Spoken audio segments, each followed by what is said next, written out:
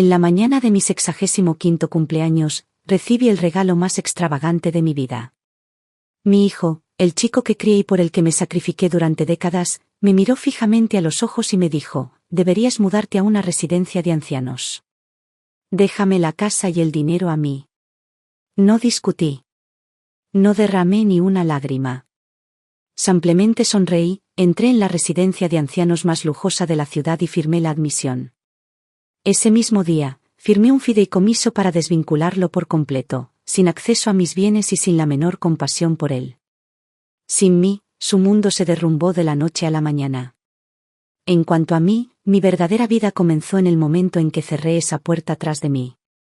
Nunca imaginé que pasaría mi 65 cumpleaños de esta manera. Solo quería una cena tranquila.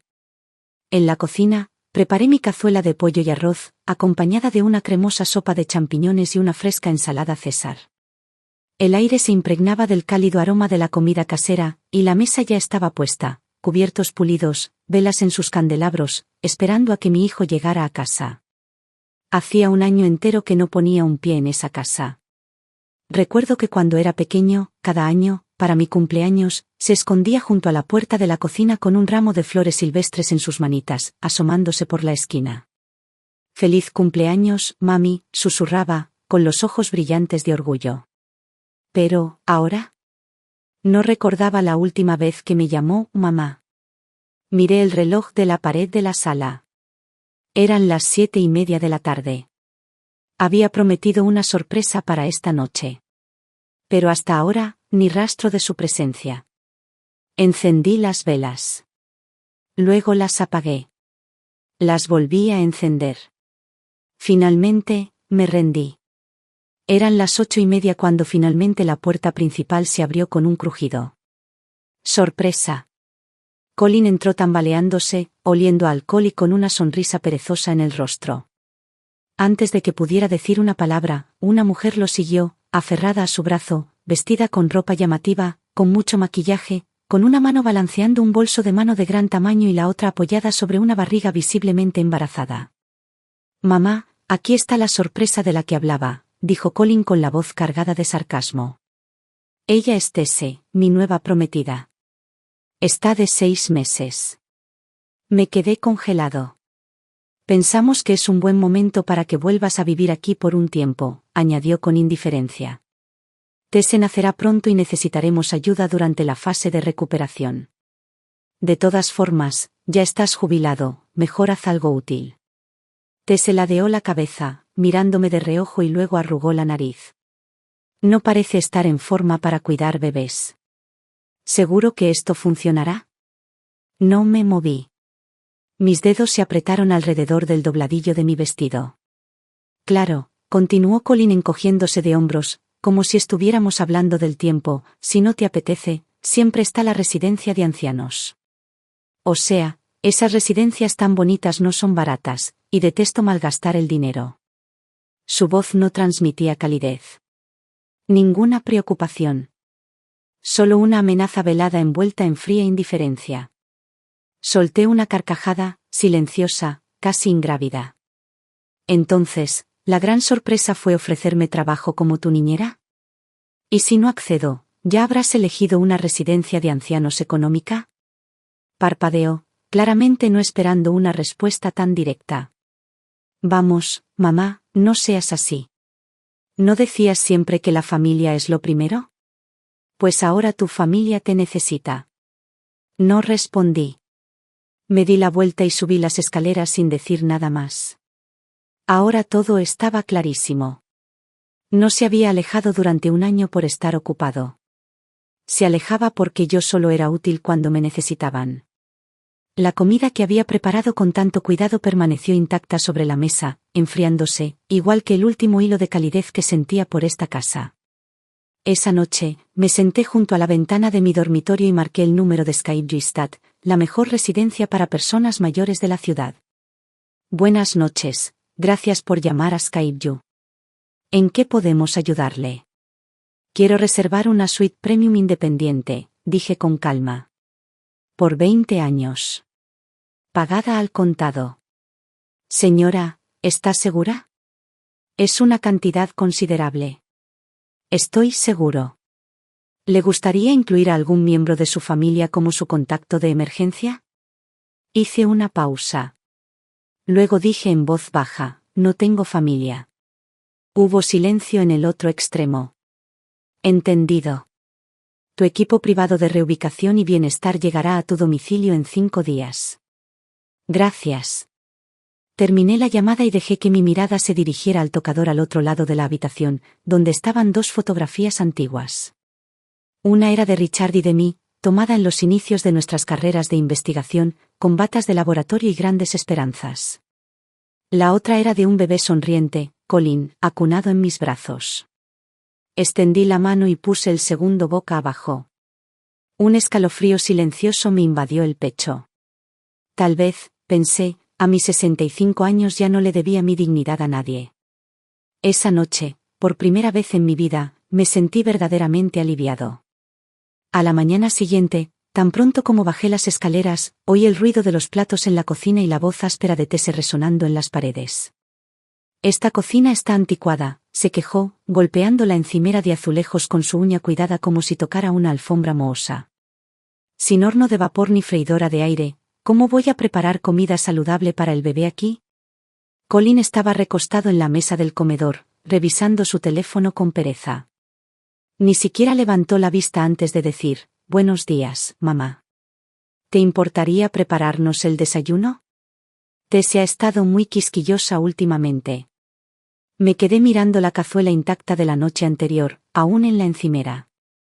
Mi cena de cumpleaños cuidadosamente preparada, ignorada como si no fueran más que restos. Ni siquiera tocaste la comida que preparé ayer, dije con voz monótona.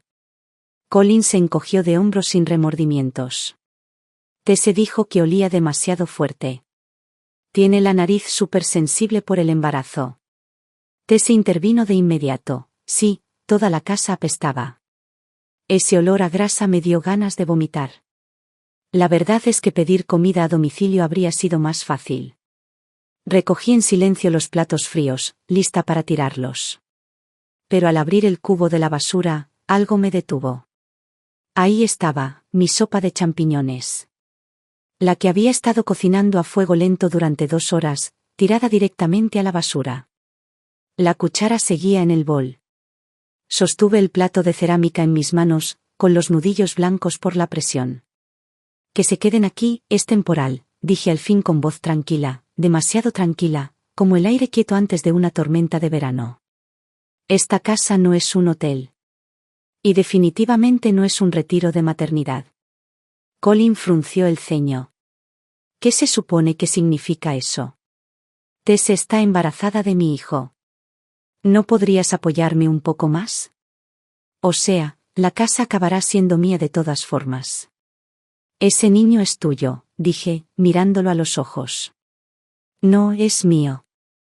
Tengo 65 años. No soy tu niñera, ni tu criada, ni tu plan B. No eras así antes. Espetó Colin, alzando la voz. Me querías. ¿Qué te pasó? ¿Cómo te volviste tan frío? Casi me reí. Tenía razón. Lo amaba, quizá demasiado. Lo suficiente como para que lo confundiera con algo a lo que tenía derecho para siempre. ¿Frío?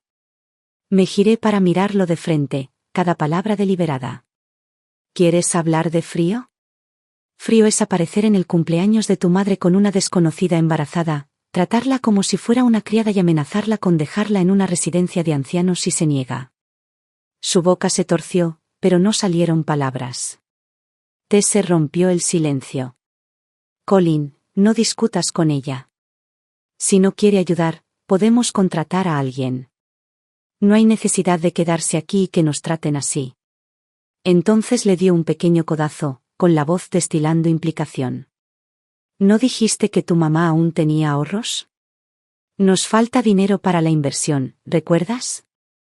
Si de verdad le importas, ¿no querría echar una mano? Miré a Tese a los ojos, y solo pude ver la codicia sin filtro tras su sonrisa practicada. Me revolvió el estómago. Así que de eso se trata, dije en voz baja. No estás aquí por mí.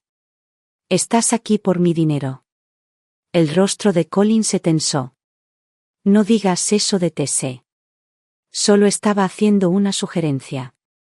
¿Y si tienes dinero, qué tiene de malo ayudar a tu único hijo? Bueno, entonces tengo una sugerencia, dije con voz gélida. Tienen que irse. Esta casa ya no los recibe. El aire se espesó en un instante. Colin se puso de pie de un salto. ¿En serio? ¿Nos estás echando? Lo miré a la cara, tan indignado, tan con derecho, y dije tranquilamente, ¿no tengo ese derecho? Negó con la cabeza, incrédulo. Eres viejo. Soy tu único hijo. ¿Quién crees que te cuidará cuando estés demasiado débil para caminar? ¿Crees que ese dinero te hará compañía?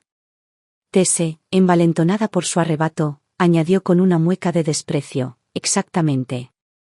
Si alguien se va, deberías ser tú. Colin y yo no nos vamos a ninguna parte. Y ni se te ocurra llevarte el dinero ni los bienes. Se quedarán aquí, donde pertenecen. No respondí. Solo los miré a ambos, tranquilos y en silencio, mientras una risa amarga se formaba en mi interior. Habían olvidado por completo a quién pertenecía realmente esa casa. En ese momento, algo dentro de mí finalmente cambió. La última pizca de esperanza que tenía para mi hijo se consumió como una vela que se apaga. Y supe que esta vez no iba a volver atrás. Ya no viviría para nadie más que para mí misma. Pasaron 2 días y la casa ya no me parecía mía. Tese se había apoderado de la sala, decorando el llamado rincón del bebé, con serpentinas rosas, cojines de dibujos animados y letras de globos brillantes. Parecía que estaba intentando convertir toda la casa en su propia habitación infantil. No quedaba ni un lugar tranquilo donde poder sentarme y disfrutar de una taza de café. Incluso la cocina se había convertido en su territorio. Reorganizó los armarios para adaptarlos a su propio sistema, tirando mis pastilleros, botes de té y carpetas de recetas cuidadosamente etiquetados al armario de almacenamiento como si fueran un desastre. Mientras tanto, Colin pasaba la mayor parte del tiempo encerrado en el estudio, atendiendo interminables llamadas telefónicas, con la voz tensa por el estrés. Por lo que pude deducir, su supuesta nueva empresa no iba bien. Más de una vez lo oí quejarse del flujo de caja con quienquiera que estuviera al otro lado de la línea. Ninguno de los dos había vuelto a mencionar mi cumpleaños. Como si esa noche nunca hubiera sucedido. Creí estar preparado, creí haberme endurecido lo suficiente como para no sorprenderme. Pero algunos momentos me pillaban desprevenido. Esa tarde, después de podar rosas en el jardín, entré en la cocina y encontré a Tese metiendo mi juego de porcelana fina en una caja de cartón. Esto está muy anticuado, murmuró con la nariz arrugada. Voy a comprarme un juego más moderno. Colin dijo que no te importaría. Ese juego pertenecía a mi madre, dije en voz baja, de pie en la puerta. Miró hacia atrás, visiblemente molesta. Bueno, se ha ido, ¿no? No se puede vivir en el pasado para siempre. Esta es mi casa, dije con firmeza. No la tuya. Y no depende de ti. Ella se burló, mordiéndose el labio antes de decir bruscamente, actúas como si este lugar fuera tuyo, pero seamos honestos, ¿no le pertenecerá todo a Colin pronto de todos modos? Sonreí entonces, tranquila, firme. ¿De verdad estás tan segura de que Colin todavía se quedará con esta casa? Eso la hizo reflexionar. Pero después de un breve momento, se dio la vuelta sin decir palabra, dejando atrás las cajas, la porcelana a medio empacar, descartada como basura. Me agaché y comencé a colocar con cuidado los platos en el armario, uno a uno. Cada uno parecía un pequeño acto de desafío, una forma de resistir, solo un poco más. Pero sabía que no podía hacerlo sola. Esa noche marqué un número al que no había llamado desde hacía mucho tiempo. «Hola», respondió una voz cálida y familiar. Era Marta, la mujer que me había ayudado a administrar esta casa durante años. Colin la había despedido el año pasado sin preguntarme, alegando que no había necesidad de mantener a una solterona en nómina para una casa con un solo ocupante. «Soy yo, Marta», dije suavemente. Hubo una pausa de asombro, luego un torrente de emoción. Señora.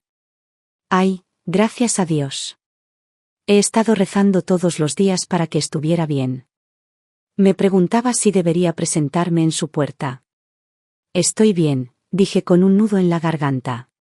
Pero necesito que vuelvas. Ella llegó esa misma tarde.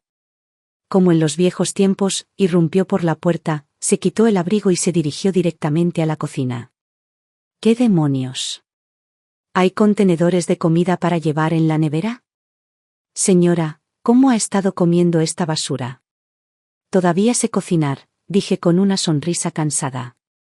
Pero la cocina ya no me pertenece. Hizo una pausa y luego miró hacia la sala. ¿Esa chica? Asentí.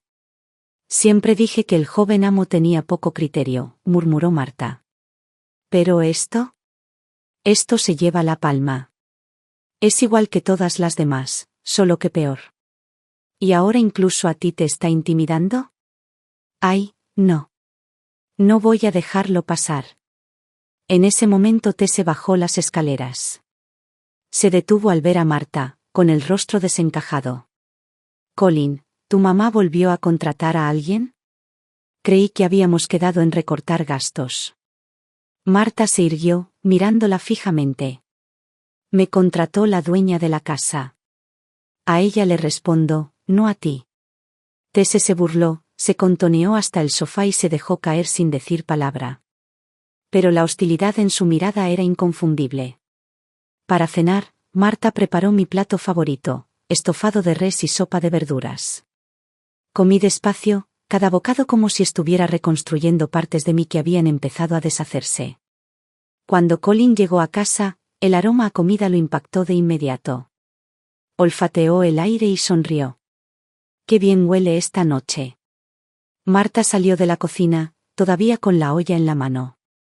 «Señor, esta era su comida favorita cuando era niño. ¿Recuerda?» La sonrisa de Colin se desvaneció. Su rostro se tensó por la incomodidad. «¿Qué haces aquí?», preguntó frunciendo el ceño. «¿No te dije que estabas jubilado?» «La traje de vuelta», dije tranquilamente. «Mamá», suspiró Colin, frotándose las sienes. «Estás siendo terca otra vez. Sé que no te gusta Tese, pero está embarazada de tu nieto. ¿No podrías intentar ser un poco más comprensiva? ¿Entiendes?» Solté una risita suave. «¿Crees que traje a Marta de vuelta porque no me gusta Tese?» Señalé la mesa del comedor. «Esto es un hogar. No un alquiler. No es un lugar para pasar la noche. No puedes borrar todo lo que hizo mío este lugar». «Mamá, ¿acaso te oyes? Estás arruinando nuestra oportunidad de ser una verdadera familia». «Si esto es lo que llamas una familia», dije con calma, «entonces prefiero estar solo». Colin golpeó el tenedor sobre la mesa con un fuerte ruido, haciendo vibrar los platos. Se puso de pie de un salto y gritó, «Bien. Sé tu pequeña reina solitaria. Pero no vengas arrastrándote cuando estés vieja e indefensa y no haya nadie que te cuide». Le sostuve la mirada, firme. Mejor vivir solo y con los ojos bien abiertos, que utilizado a ciegas. En ese momento supe que algo había cambiado entre nosotros para siempre. Cualquier vínculo que alguna vez hayamos tenido, cualquier ilusión de madre e hijo, ambos habíamos cruzado una línea que ya no podíamos descruzar. Ya no esperaba que me comprendiera. Ya no creía que cambiaría. Todo lo que quería ahora era pasar el resto de mis años sin sacrificar mi dignidad por nadie. El cielo fuera de la ventana de la cocina todavía estaba oscuro cuando terminé mi segunda taza de café en la mesa del comedor. Marta se movía silenciosamente por la cocina, preparando el desayuno. No hizo muchas preguntas, nunca las necesitó. Recorrió con la mirada la gruesa pila de documentos a mi lado y finalmente preguntó en voz baja, «Señora, ¿estás segura de esto?» Asentí levemente y cerré la carpeta con cuidado. No fue un impulso emocional. Fue una decisión que tardé mucho en tomar. Durante años, la rebeldía y la crueldad de Colin me habían herido como cuchillas diminutas, pero seguía poniendo excusas por él, diciéndome que simplemente estaba perdido, que con el tiempo cambiaría. Después de todo, había dedicado gran parte de mi vida a criarlo. Pero ahora finalmente podía admitirlo, el lugar que una vez llamé hogar ya no me pertenecía. El equipo de transición de Skyview llegará mañana a las 10, dije en voz baja. Quiero que todo salga bien. Marta se quedó paralizada frente a la estufa, con los ojos brillantes. Señora, usted ha vivido en esta casa casi toda su vida. Precisamente por eso es hora de decir adiós, respondí. Ella asintió sin decir palabra y volvió a organizar mi pastillero. A las 9:30, Colin entró arrastrando los pies en la sala, con cara de no haber pegado ojo. Tenía ojeras y llevaba la petaca de Tese como si fuera de plomo. Al entrar en la cocina, saludó a Marta con la mano. ¿Puedes hacer un sándwich de huevo o algo así? Tese solo quiere tu comida ahora. Hace 2 días no parecía gustarle esta cocina, respondió Marta, fría como el acero. Colin frunció el ceño, pero no respondió. Se dejó caer en el sofá y encendió la televisión. Lo observé, el hombre que de niño se subía a mi regazo y me rogaba que le leyera cuentos antes de dormir. Ahora se sentía más como un extraño que alquilaba un espacio en mi casa. Colin, tenemos que hablar, dije suavemente. ¿Puede esperar?, murmuró sin mirarme.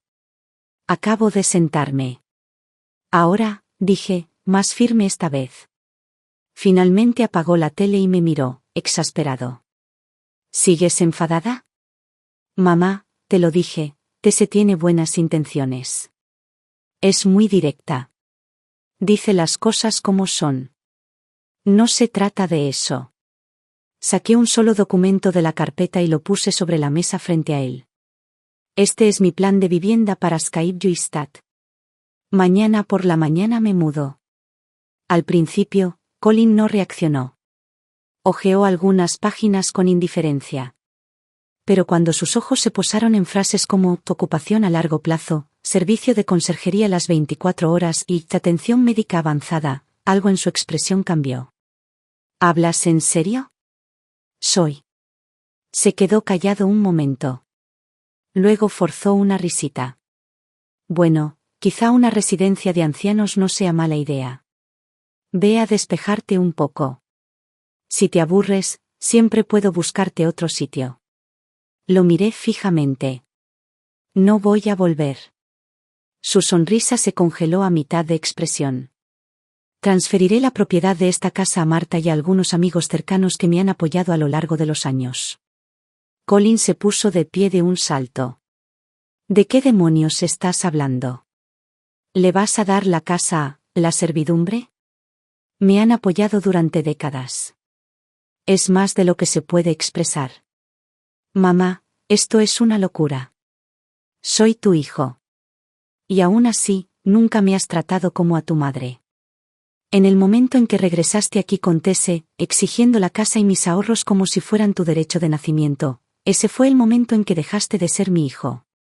Solo eres un hombre que usa lazos de sangre para manipular el afecto. Su rostro se sonrojó. Sus dedos temblaban de rabia. Sabía que algo raro te pasaba últimamente. ¿Has estado haciendo todo esto a mis espaldas? Tuviste tiempo para decidir qué debía cocinar, a quién debía cuidar, dónde debía vivir, pero nunca te detuviste a preguntarme qué quería. Soltó una maldición en voz baja. De acuerdo. Quédate con la casa. Pero no me digas que también piensas tirar todo tu dinero. Sin decir palabra, desdoblé un segundo documento y lo extendí sobre la mesa de café. Este es el fideicomiso que firmé esta mañana. Todos mis bienes se destinarán a cubrir mis necesidades médicas y de atención en Skyview. El resto se destinará a una fundación para jóvenes artistas, que apoyará su educación y sus exposiciones. Sus ojos recorrieron la página, agrandándose cada segundo. ¿Estás dando tu dinero a algún estúpido fondo de arte? Ese fondo estúpido refleja lo que me importa ahora, dije con serenidad. Es mejor que el dinero vaya a alguien que persigue un sueño que lo malgaste a alguien que solo sabe tomar. Soltó una risa amarga. Te has vuelto loco. ¿Quién demonios crea una fundación a tu edad? Sí. Lo miré a los ojos sin pestañear. Porque es mi dinero. Y soy la única que decide para qué lo uso. El aire entre nosotros se hizo más denso, pesado y silencioso. En ese momento sonó el timbre. Marta lo abrió y reveló el equipo de transición de SkypeU, 3 profesionales con trajes a medida, tranquilos y educados, que llevaban portapapeles, una lista de verificación de mudanza y formularios de admisión médica. Buenos días, señora Whitmore, dijo uno de ellos con una sonrisa cortés. Estamos aquí para guiarla en su proceso de incorporación final antes de su mudanza mañana. Colin palideció. El color desapareció de su rostro al comprender lo que estaba pasando. Esto no era una amenaza. Esto no era temporal. Esto era real. Y me iba. Mamá, ¿de verdad vas a seguir con esto? Se le quebró la voz. ¿Vas a dejar esta casa en manos de desconocidos y simplemente alejarte de mí? Con calma, volví a juntar los papeles en la carpeta y me puse de pie. No soy yo quien se va, Colin, dije en voz baja. Ya me cerraste la puerta hace tiempo. De ahora en adelante, mi vida será mía. Y nunca más decidirás qué hago con ella. La mañana en SkypeU era tranquila y llena de luz. Me senté en una silla de mimbre en el balcón, con una taza de té de rosas caliente a mi lado, observando el lago brillar suavemente bajo el sol de la mañana. El aire olía a algo que no había respirado en años: libertad. No había voces alzadas, ni miradas hambrientas, ni nadie que me pidiera nada.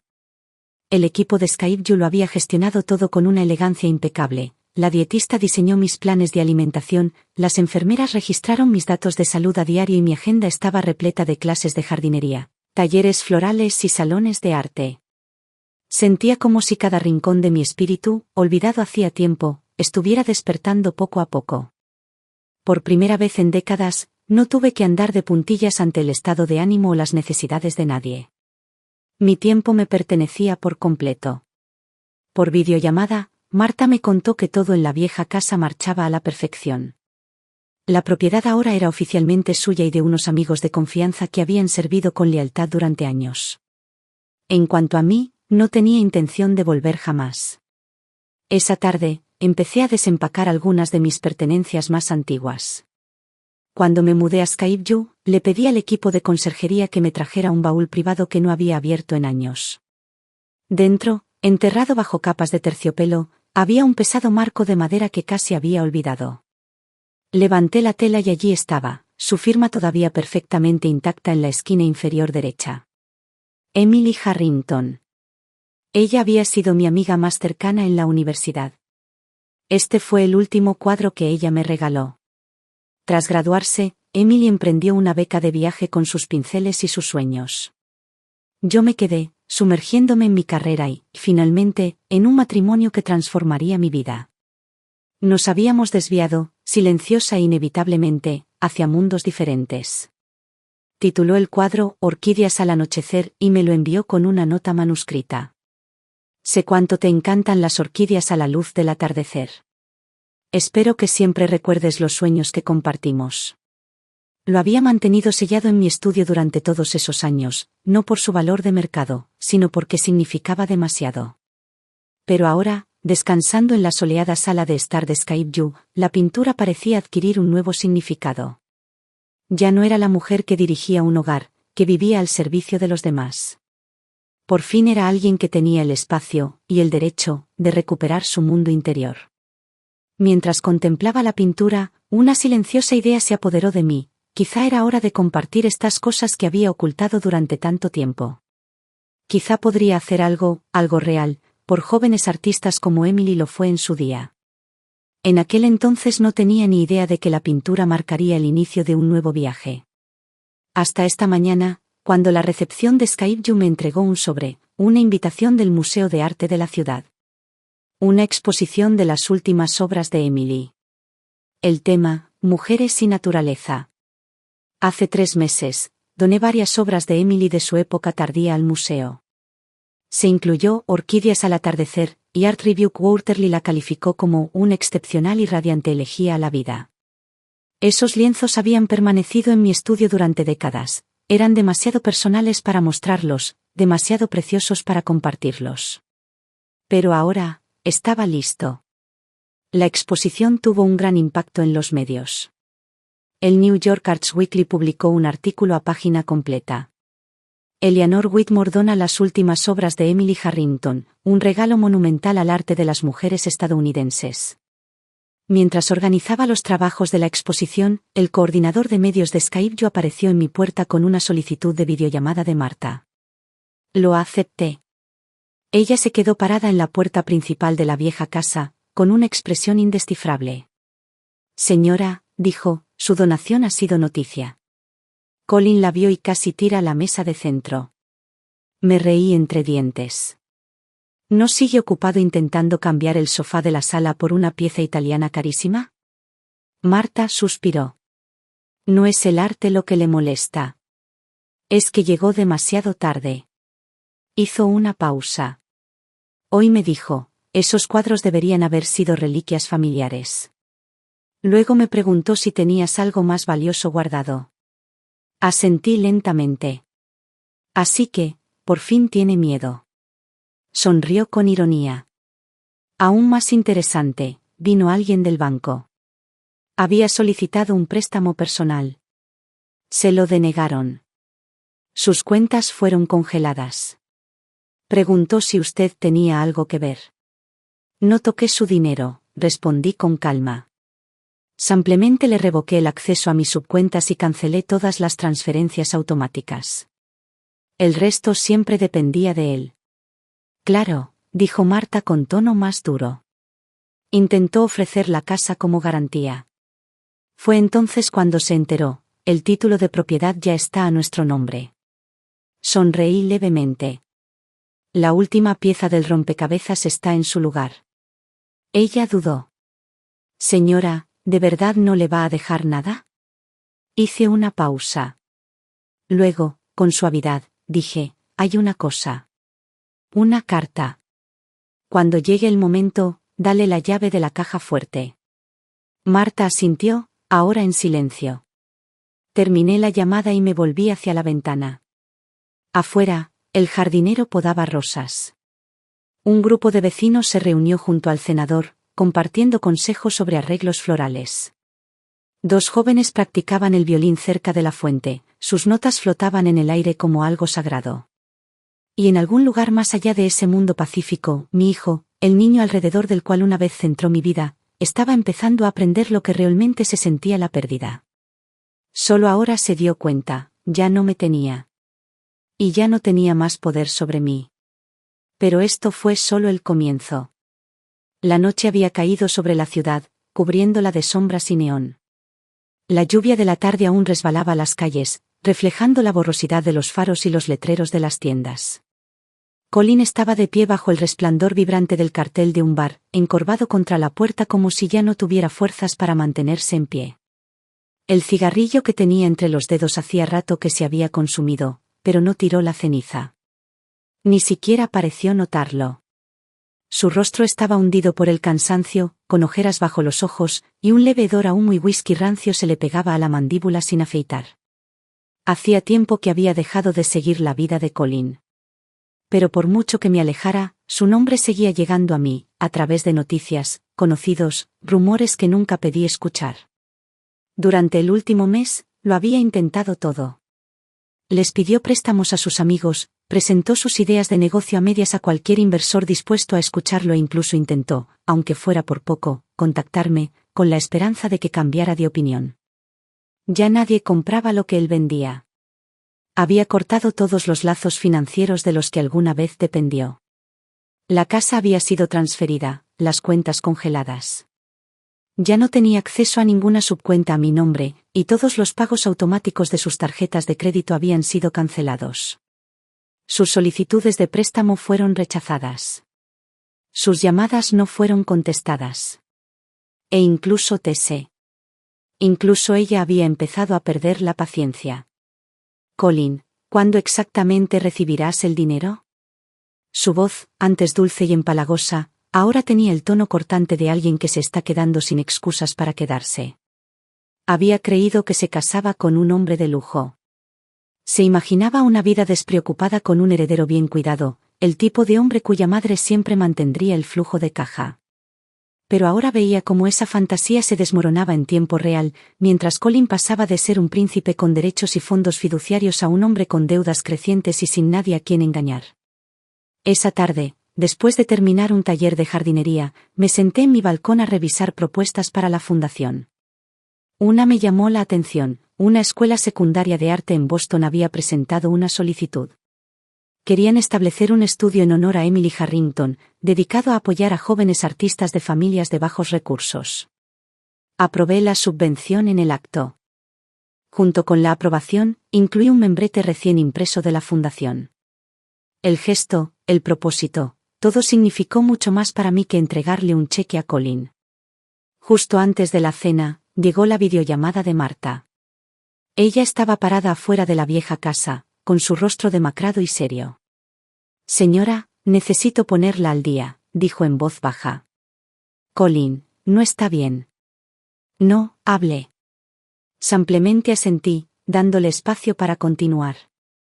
Le han rechazado varios préstamos. Ninguno de sus viejos amigos quiere hablar de sus llamadas. Dicen que lo han visto en un par de casinos, y ya ha acumulado una deuda considerable. Dejé mi taza de té sin decir palabra. No me sorprendió. En realidad no. En el momento en que decidió utilizar el amor de una madre como moneda de cambio, ya había dado el primer paso hacia perderlo todo. Alguien lo vio en un club privado la otra noche, continuó Marta. Perdió mucho dinero. Intentó usar la casa como garantía, solo para descubrir, demasiado tarde, que la escritura ya no estaba a su nombre. Dicen que casi la pierde allí mismo. Cerré los ojos por un momento y respiré lenta y profundamente. Ya he hecho suficiente, dije en voz baja. Si aún no ve lo que está roto, nadie podrá salvarlo. Hubo una pausa. Entonces Marta preguntó con dulzura: ¿piensas volver a verlo? No respondí. En cambio, volví la mirada hacia el agua quieta del lago que se extendía más allá del balcón. Sabía que llegaría el día, un último encuentro entre madre e hijo. Pero no sería una reunión. Sería un adiós. Para siempre. El día que apareció en la puerta principal de Skyview, yo estaba trabajando en el informe anual de la fundación. Una enfermera golpeó suavemente la puerta mientras yo revisaba una sección del documento. «Señora Whitmore», dijo en voz baja, «hay un hombre en recepción. Dice que es de su familia». Dejé el bolígrafo sin apresurarme a responder. En cambio, pregunté: «¿Qué aspecto tiene?». La enfermera dudó. Luego respondió en voz baja: «Se ve cansado. Y un poco mal». Asentí, me puse de pie y me puse el abrigo. Mientras caminaba hacia la entrada, lo vi desde lejos, de pie al costado del sendero del jardín, cerca de las hortensias que comenzaban a florecer.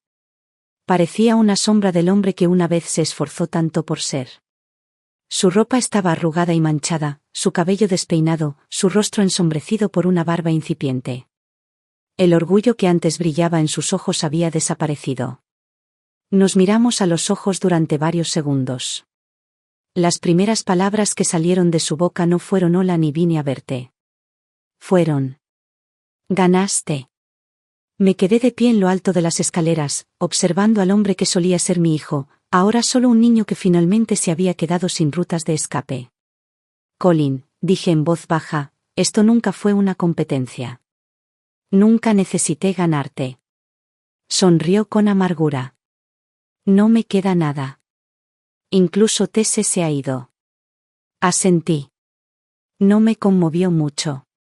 «¿Qué es lo que quieres de mí?», pregunté. Abrió la boca, buscando las palabras. Finalmente, bajó la mirada. Yo la he cagado». Suspiré.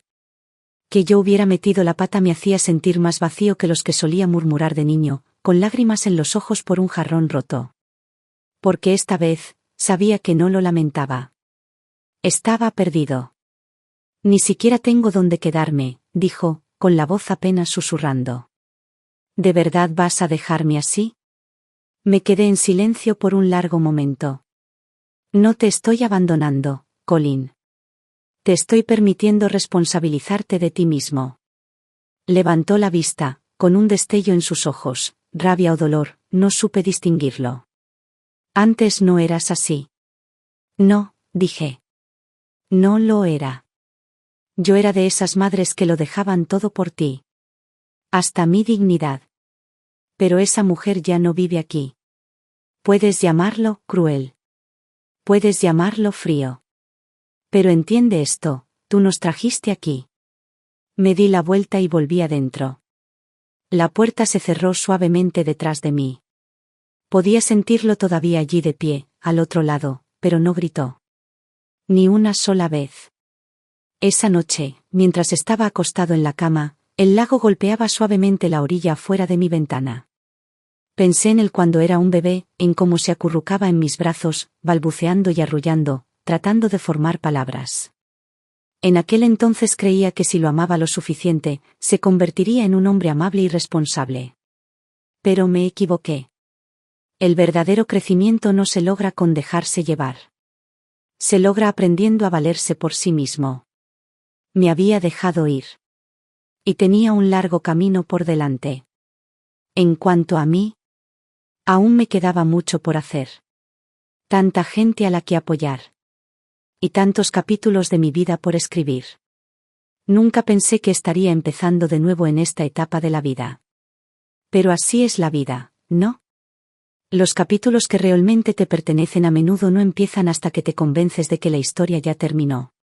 La primavera en Skyview es preciosa. Los tulipanes del jardín apenas empiezan a asomar entre la tierra, y el césped está salpicado de violetas, como sueños esparcidos silenciosamente por la hierba. Me senté en el balcón con la última lista de subvenciones de la fundación en mi regazo. Desde su fundación, la Fundación de Arte Emily Harrington ha apoyado a 12 jóvenes artistas, 2 de los cuales se preparan para sus primeras exposiciones individuales. Nos hemos asociado con varias escuelas secundarias locales para ofrecer clases de arte y materiales gratuitos a niños de familias de bajos recursos.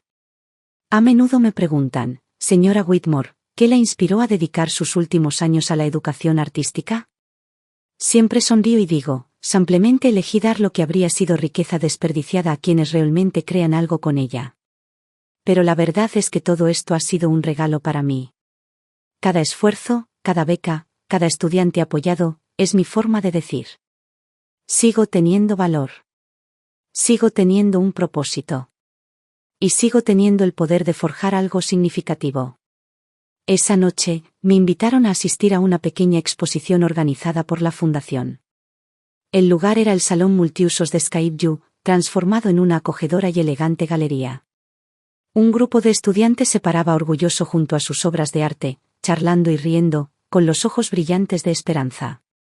Una chica llamada Nora se me acercó tímidamente.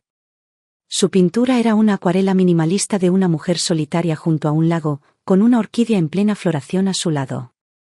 Pinté esto para ti, dijo en voz baja. He oído que te encantan las orquídeas. Sonreí y tomé el cuadro en mis manos. Gracias, Nora, dije. ¿Sabes? Se parece mucho a mí. Sus ojos se abrieron de par en par. ¿En serio? De verdad, asentí. Pero ya no. Ya no soy la mujer sola a la orilla del lago. Ya no. He entrado en mi propia vida. Después de la exposición, me quedé junto al ventanal, observando cómo la luz de la luna danzaba sobre la superficie del lago. A lo lejos, oía la risa de los niños, y en la sala contigua, el coro de los mayores ensayaba, armonías tenues que se mezclaban como una canción de cuna. La vida era tranquila ahora. Y amable. Más tarde esa noche, Marta me envió un mensaje. El huerto comunitario de la vieja casa por fin había sido renovado. Adjuntó una foto, viejos amigos en la cocina, riendo con ollas y sartenes, hierbas frescas y rosas floreciendo en el jardín. Se veía más animado que nunca cuando vivía allí. Le respondí, cuida bien esa casa. Considérala tu segundo capítulo. Ella respondió, no solo nos diste una casa. Nos diste dignidad. Me quedé mirando su mensaje durante un largo rato, con los ojos empañados. Solo entonces me di cuenta de que lo que creía haber perdido no estaba perdido en absoluto. Simplemente se había transformado. Unos días después, llegó una carta. Escrita a mano. De Colin. La escritura era irregular y temblorosa. Pero la reconocí al instante. Dijo que por fin había leído la última carta que le dejé. Dijo que ahora entendía de verdad lo mucho que había fracasado. Dijo que se había mudado a un apartamento de bajos recursos en las afueras, había conseguido un trabajo como empleado de almacén y había empezado a intentar dejar el juego. Dijo que sabía que esta era la vida que se había ganado y que no esperaba perdón. Pero que tal vez, algún día, esperaba estar ante mí, no para pedir nada, sino simplemente para que lo viera de nuevo, con honestidad, como un hombre nuevo. No respondí. Pero coloqué la carta cuidadosamente en mi cajón, justo al lado del cuadro de Emily. Quizás algún día lo perdone. Pero, hoy no. No porque todavía esté enojado. Sino porque finalmente aprendí a ponerme a mí primero. Esta mañana, el sol salió suave y dorado mientras caminaba sola por el sendero del jardín de Skyview. La brisa era cálida y, de alguna manera, me sentí más ligero, como si una parte de mí finalmente se hubiera soltado. Sabía que mi historia no había terminado. Tal vez había pasado la primera mitad de mi vida viviendo para los demás, cuidando, complaciendo, comprometiéndome, tratando de no ocupar demasiado espacio.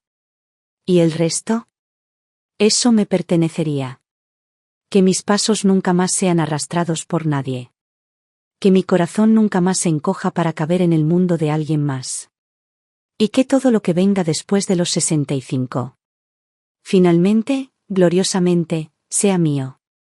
Solo cuando un hombre toca fondo finalmente comienza a mirar atrás y a ver verdaderamente quién estuvo a su lado cuando estaba en la cima. Solía pensar que lo tenía todo, dinero, tiempo y un futuro lleno de facilidades. No fue hasta que lo perdí todo que me di cuenta, la vida no viene con un botón de reinicio. Me llamo Colin Whitmore. Antes me llamaban el chico de oro. Rico. Astuto. Con buenos contactos. Destinado al éxito. Y ahora. Solo soy un hombre sin nada que contar. Quiero contar mi historia, no para defenderme ni para pedir lástima, sino para intentar encontrarle sentido. Para explicarlo todo, pieza por pieza, y entender cómo arruiné una mano ganadora tan completamente. Últimamente, he estado soñando con mi infancia. En aquel entonces, la vida era buena. No, perfecta. Mamá tarareaba esa vieja melodía mientras horneaba pastel de manzana en la cocina, el aroma flotaba en el aire como una promesa. Afuera, sus rosales florecían en suaves racimos, y yo me sentaba en un pequeño taburete, esperando a que se enfriara la primera rebanada mientras le preguntaba, «Mamá, ¿siempre estarás conmigo?» Ella sonreía y asentía cada vez.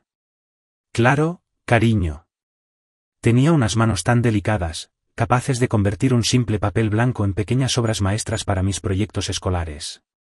Papá era un hombre amable y estudioso, profesor universitario al que le encantaba leer poesía en el sofá. Trabajaba hasta tarde casi todas las noches, pero todos los fines de semana, sin falta, me llevaba a pescar al lago. Los chicos necesitan aprender a tener paciencia, Colin, decía. Si puedes esperar al pez, puedes esperar la vida. No decía mucho, pero siempre había algo firme y cálido en sus ojos. Me amaron. Profundamente. Y yo los amé con toda la fuerza de un corazón de niño. Cuando me resfriaba o tenía fiebre, mamá se quedaba despierta a mi lado toda la noche. En mis cumpleaños, papá nunca me traía juguetes, me regalaba libros. Solía decir, de lo que un hombre debería estar orgulloso es de su mente, no de su billetera. En aquel entonces no entendía esas palabras. El amor se sentía automático. Inquebrantable. Nunca imaginé cómo sería perderlo. La muerte de papá ocurrió de la nada, un ataque cardíaco que cayó como un rayo. Recuerdo esa noche, mamá me abrazaba y sollozaba como una niña. Yo también lloré, pero lo que realmente sentía era miedo. Miedo de que el techo se hubiera agrietado. De que no nos quedara nadie para sostenerlo. Pero mamá no se desmoronó. Ella dio un paso al frente. Se hizo cargo de los asuntos de papá, reestructuró el fideicomiso familiar y se encargó de cada pequeño detalle con sus propias manos. Y yo me acostumbré a que me cuidaran. La respetaba. De verdad. Pero en algún momento, ese respeto se transformó en algo más. Ella me dio todo lo que siempre quise: ropa, juguetes, matrícula, oportunidades. Nunca me faltó lo bueno. Ni una sola vez. ¿Y qué le di a cambio? Solo un hijo que venía a casa cada vez menos. Una voz que se volvía más fría con cada visita. Y decepción tras decepción, apiladas como deudas sin pagar. Tuve mi primera experiencia con el círculo en la escuela secundaria. Chicos como yo, ricos, con derecho a todo, intocables. Sus padres eran dueños de media ciudad en bienes raíces, sus madres dirigían galerías de arte y organizaban eventos benéficos como desfiles de moda. Después del colegio, se marchaban en coches deportivos, iban a la playa con champán, hablaban con bombos y platillos de capital riesgo y contactos, como si el mundo ya les perteneciera. La primera vez que fui a una de sus fiestas, vi a un tipo abrir una botella de Dom Pérignon solo para oír aplaudir al público. No supe por qué, pero algo dentro de mí se activó. Esa noche me di cuenta de algo: el estatus es el único pasaporte que importa. Así que cambié. Empecé a odiar las camisas limpias pero modestas que mamá me escogía. Le rogué que me diera marcas de diseñador carísimas con logos llamativos y un prestigio vacío. Empecé a despreciar las comidas calientes y saludables de Marta. Se acabaron las cenas en casa, solo chuletones en restaurantes de moda y vinos carísimos que no podía pronunciar. Me rodeé de amigos que valoraban el dinero en relojes y servicio de botella. Me llevaban a clubes nocturnos, salas de póker privadas, boutiques de lujo. Y gastaba. Dios mío, cómo gastaba. En el momento en que saqué esa tarjeta negra, me sentí invencible. Como el heredero que quería ser. Como alguien importante. ¿Y mamá? Se convirtió en la única persona a la que no soportaba enfrentarme. Ella me preguntaba: ¿en qué has estado trabajando últimamente? Yo le quitaba importancia: en proyectos. Ella decía: estás gastando demasiado. Yo me burlaba: ¿para qué sirve el dinero si no es para gastar? Ella insistía: tienes que hacerte responsable de ti mismo. Y yo respondía: entonces, ¿por qué me dejas una herencia? Cuanto más intentaba alcanzarme, más me alejaba yo. Ella no lo entendió. No me entendió. Ella no entendía que yo intentaba pertenecer a un mundo donde el dinero importaba. Así que empecé a verla no como mi madre, sino como un obstáculo. Cuanto más desaprobaba a mis amigos, más me aferraba a ellos. Cuanto más criticaba mi estilo de vida, con más extravagancia lo hacía. No es que no supiera que la estaba decepcionando. Simplemente no me importaba. Me dije a mí mismo que estaba amargada. Que resentía mi libertad. Que era tacaña, anticuada y controladora. Mis amigos repitieron esa mentira. Simplemente no quiere que la superes, dijeron. Está celosa. Así que dejé de ir a casa. Y cuando lo hacía, era solo para decir: necesito capital para empezar. Tengo esta oportunidad de inversión. Esta es la base para nuestro futuro. Al principio, intentó razonar conmigo. Después, simplemente se quedó callada. Finalmente, dejó de ponerme un lugar en la mesa. No me importó. Me dije a mí mismo que finalmente estaba aprendiendo cuál era su lugar. Pero ella nunca se rindió. Todavía me enviaba dinero cada mes. Marta todavía me traía medicinas cuando estaba enfermo. Nunca le di las gracias. Una vez, casi me involucran en un plan de inversión ilegal. Ella me buscó un abogado y arregló el desastre entre bastidores. Y entré furiosa a casa y le grité por meterse en mi vida. Ella simplemente me miró, cansada y tranquila. Solo quiero ayudarte a evitar los peores errores, dijo. Pero es mi vida, espeté. No puedes controlarme para siempre. Mirando hacia atrás, probablemente esa fue la cosa más cruel que le dije jamás. Pero lo peor vino después. Su 60º cumpleaños. Volví a casa, no para celebrar, sino para dar un paso adelante. Llevé a Tese, que estaba embarazada. Necesitábamos dinero, y pensé que su embarazo sería una moneda de cambio perfecta. Me dije que era estratégico. Mamá tenía esa casa enorme, toda para ella. El fideicomiso familiar, los fondos de la fundación, todo estaba allí, intacto.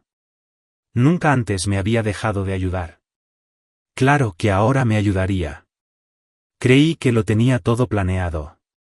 Presentaríamos a Tese y al bebé como la sorpresa, diríamos que queríamos mantener unida a la familia y luego pediríamos que se mudara con nosotros y ayudara con el posparto. Una vez que se ablandara, le pediría con más detalle la verdadera ayuda, apoyo económico, solo hasta que nos recuperáramos. Creí que estaba siendo inteligente. Pero ella vio a través de mí en un instante.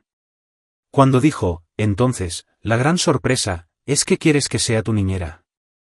Sentí que el suelo se movía bajo mis pies. Por primera vez me di cuenta de que ella ya no iba a desempeñar su papel. Y entré en pánico. Pero fingí que aún tenía el control. No gritó. No luchó. Simplemente desapareció, silenciosa y completamente. Sin dramatismo. Sin confrontación. Firmó el contrato de Skyview.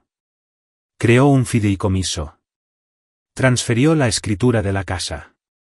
Cortó cualquier fuente de apoyo financiero. Cada acción, deliberada y constante, como si estuviera escribiendo una despedida final con tinta que no podía borrar. Y aún así pensé que volvería. Recuerdo el día que me entregó los documentos de residencia de Skyview.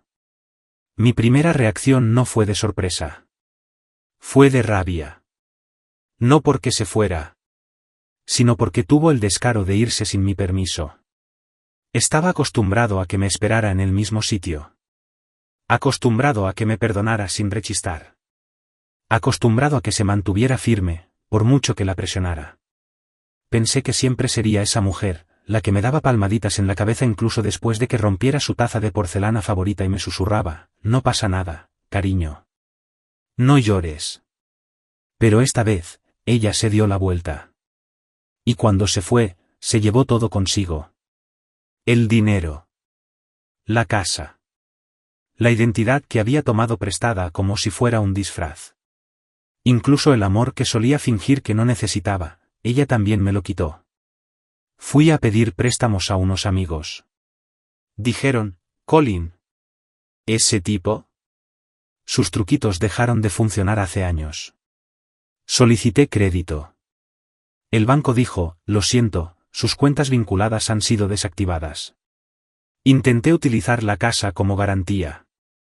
Fue entonces cuando me enteré de que ya no era dueño de la casa. Y luego Tese también se fue. Salió sin decir palabra. Y así, sin más, no me quedó nada con que aferrarme. Ni bebé, ni pareja, ni excusa para volver a arrastrarme con mamá una vez más. Así que me arriesgué. Me dije que lo recuperaría en una noche, quizá dos. Pero perdí, una y otra vez. Y con cada apuesta, perdía un poco más de mí. Cuando llegué a las puertas de Skyview, ni siquiera reconocí quién era. Entonces la vi, emergiendo de la luz del sol como si perteneciera a ella. Tranquila. Con la mirada clara. Plena. Dije, tú ganas. Ella dijo, esto no era una competición. Dije, me equivoqué. Ella me miró y preguntó, ¿y ahora? Y en ese momento, lo entendí. No me estaba castigando. Finalmente se estaba eligiendo a sí misma. Esa noche volví a casa, si es que así se le puede llamar, al pequeño apartamento al que me acababa de mudar en las afueras. Me senté en mi escritorio de segunda mano, con las manos temblorosas, y le escribí una carta. Le dije que había encontrado trabajo en un almacén. Que estaba intentando empezar de cero. Que no sabía si alguna vez podría perdonarme. Pero que por fin lo entendí, ella era la única persona que me había amado sin pedir nada a cambio. No sé si alguna vez responderá. No lo espero. Pero doblé la carta con cuidado y la envié de todos modos. Porque la verdad es que aún me queda mucho camino por recorrer. Tengo deudas que pagar. Errores que corregir. Ruinas que creé y que ahora tengo que reconstruir, pieza por pieza. Ella me dio todo, su bondad, su paciencia, su fuerza. Y yo lo aplasté todo bajo el peso de mi propio orgullo. Ella no era mi cajero automático. Ella no era mi red de seguridad. Ella era mi hogar. Y pensé que nunca se iría. Pero lo hizo. Solo ahora veo. Ella ya me había dado todo.